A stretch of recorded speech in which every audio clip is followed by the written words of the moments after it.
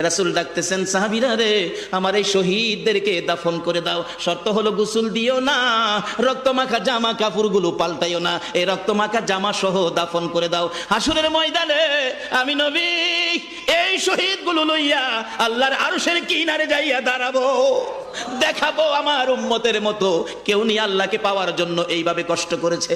এবার দাফনের কাজ শুরু হলে কিতাব লেখে 69 জনের দাফন শেষ। 70-এর মাথায় আসওয়াদ দূরে পড়ে আছে।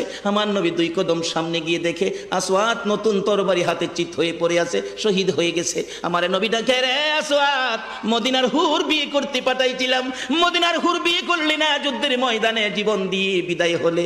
আসওয়াদ রে, নতুন তরবারিটা হাতে রে। আসওয়াদ একজন সাহাবী বলেন, হুজুর বিয়ের বাজার করতে এসে আপনি যুদ্ধে গেছেন, খবর পাইয়া বিয়ের বাজারের টাকা দিয়ে যুদ্ধের বাজার করেছে, আসওয়াদ শহীদ হয়েছে। আমার নবী ডাকে, মাবুদ আমার আসওয়াদকে তুমি কি দিবা গো আল্লাহ? মদিনার হুর নিল না, রাসূলের পক্ষ নিয়ে জীবন দিয়ে দুনিয়ার থেকে বিদায় হলো, আমার আসওয়াদকে তুমি কি দিবা গো আল্লাহ? আসওয়াদের লাশটা ধরে ধরে কবরের দিকে নিয়ে আসতেছে। গোসল লাগবে না, কাফন লাগবে না, শুধু দাফন করে দিবে। আমার নবী আসওয়াদের কবরের পাশে দাঁড়াইয়া মুস্কি মুস্কি হাসতেছেন। সাহাবীরা আরজ করেন, ইয়া রাসূলুল্লাহ, এই কবরের পাশে হাসতেছেন কেন, ব্যাপার কি? আমার নবী বলেন, সাহাবীরা রে, আমি যা দেখি তোমরা তা দেখো না রে। সাহাবীরা, হুজুর কি দেখে হাসছেন জানতে চাই।